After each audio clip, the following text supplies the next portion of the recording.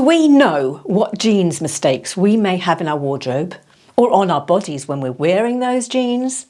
Do we even care? Actually, we should care, and you should watch this video because some of them you may be making, some of them are really easy tweaks, particularly the last one, so keep watching through to the end. You can ignore some of the mistakes that I point out here, but I'm bringing the information to you so you can make up your own mind as to whether you're a hot mess when you go out in your jeans. Let's start with one that will make such a huge difference, and that is getting the right fit. Do you actually know your measurements? Do you really know what your waist is, your inside leg, your hip measurement? When did you last take those measurements? So I'm telling you, go and do it now. Write it down somewhere, make a note. Have that for when you're online shopping. Have it for when you go shopping. I measured mine this morning. I had thought my inside leg was something around about 26. No, it's 24.5 inches. 24.5 inches. What jeans out there are 24.5 inches? That explains a big problem I have with jeans. But now I know. Now when you're shopping online, don't just go by the sizing they're saying, because those vary manufacturer to manufacturer, brand to brand. Go by the sizing chart where they give the actual measurements, and don't just look at body measurements, look at product measurements as well. Sometimes they'll give a comparison and say if you're 10 in Marks and Spencer's, you know, tick this box or whatever. Now I want to show you a really easy tip. Now this is not instead of trying jeans on when you get them home or when you go into a store, but it will help you decide which ones you're going to take into the changing room. So this tip, I've got two pairs of 724s here. The material is the lyocell, majority, then 2% elastane and a bit of cotton. These 724s are mostly cotton with 2% elastane and I think a bit of polyester as well. Now, you're going to get a different fit with different material. The ones with the lyocell, it's a softer material. It's got a bit more stretch in it. But the trick I want to show you is that put them around your neck. So you've got the legs down the back there. You put them around your neck. And there's room. I can get my fingers down there. That's going to be a nice snug fit, but not too tight. And when I put them on, that's what I get. Have a look at the waist. Perfect. It actually does work, doesn't it? Now the black ones that are mostly cotton, if I do the same thing with those, cotton's not so stretchy. They have a really tight fit, very tight, and I can't get my fingers down there at all. But they do fit me. They do go around my neck, so what that's going to be is a very snug fit. But let's look at them on. And on, you can see they are smaller around my waist, but they do fit. They fit absolutely, totally snugly to my waist. But there's no bulging above my waist. The 2% elastane is giving me a bit of comfort and stretch. So they are still a good fit on me. So as well as that useful tip, the other takeaway is to bear in mind material. So if you're going for the same brand and the same range of jean, like I had done there with the 724, I can still get a difference because of the material. If you're going for one that's heavy in cotton, you're going to have less stretch. Wearing low rise would be another mistake. Don't we know it? Now, I do know that if you are low-waisted, a low rise will come to the right point on you, round your belly button. That's absolutely fine. But what I'm saying is that low rise that come low rise on you are so, and on me, are so unattractive. They give us bulging tummy over the top. They give us builder's rear, that's what we call it in the UK, builder's bottom, builder's bum, when we sit down. Really? Yeah. And so then you're forever pulling your top down to make sure that, and then sometimes when you sit down, your top's actually not low enough to cover that builder's bum. And then what? You know, you've gone out in your low-rise jeans and you're revealing this. Don't even want to think about it. Then there's gaping around the belt, because that never fits properly. It's fitting at the hip there. You sit down and you've got gaping there as well. So the takeaway is go for a high waist, but not right up to your ribs. This is what I find as someone who's quite small and petite. Some high-waisted are really right up here and I can't breathe and they're really tucking me into my ribs, and that's not what I want. You know, I wasn't after a girdle. Jeans to the belly button is my Goldilocks zone. The high elastane content really can be a mistake as well. They give a very unflattering cling, They cling to then all the lumps and bumps, the thighs, the knees, the rimples, and they cause wrinkles as well. They wrinkle because of the clinging, so they don't then hang smoothly. So when we're looking for our modern alternative to, say, the skinny jean, so that's the slim fit jean that is around at the moment, still avoid heavy duty elastane. 2% like there is in those 724s, fine. 2%, it's okay. Anything more than that? Because really, with elastane, if it's pulling me in because of the stretch and the elastic, what it's pulling in is going to explode out somewhere else. And talking of which, let's abandon our skinny jeans as well. Don't cling on to those, except for when we're wearing boots in the winter. Long boots, knee-length boots, welly boots, gardening, dog walking.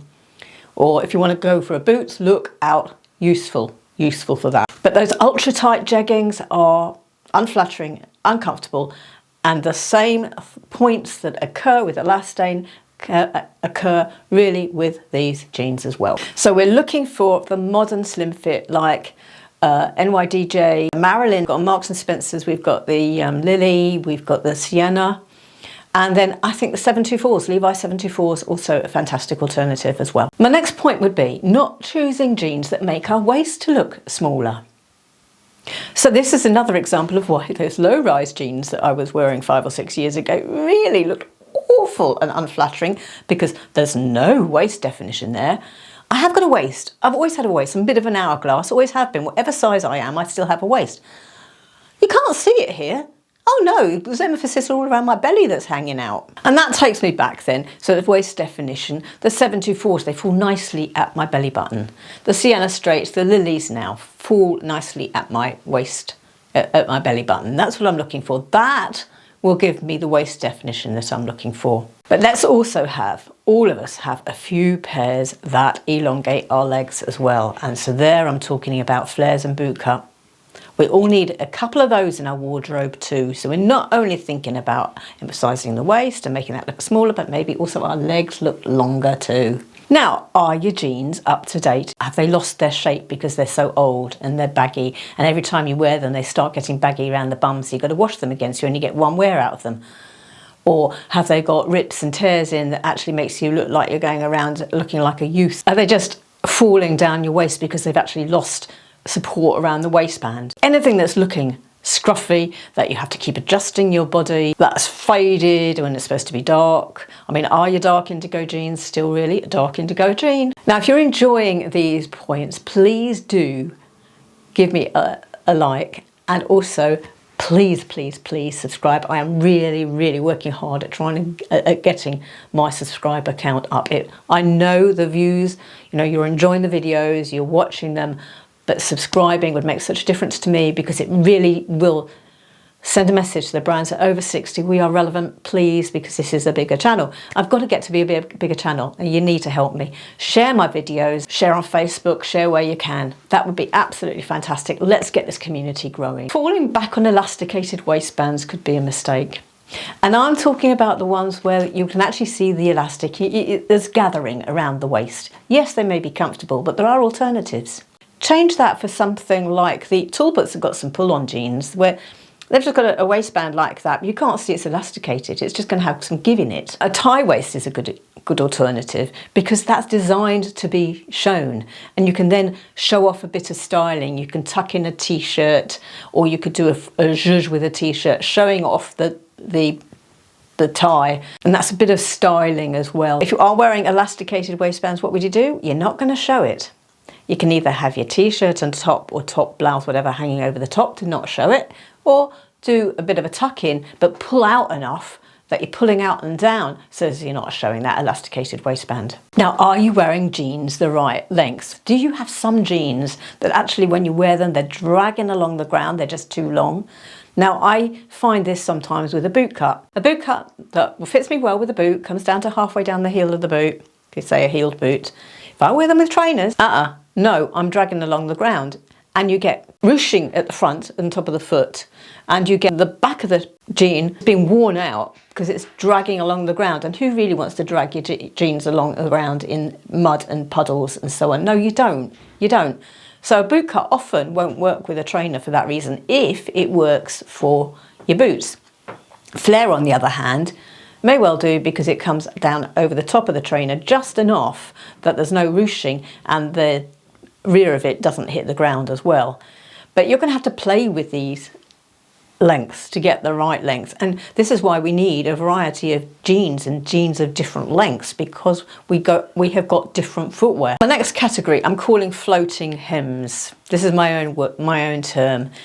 Have some jeans that you can adjust easily by just turning them up, cuffing them with a turn up, not one you sew, not one you've cut. You just roll it up, roll it down, according to the footwear you're wearing. And remember, cuffs at the moment are on trend. It's an incredibly handy trend to take advantage of.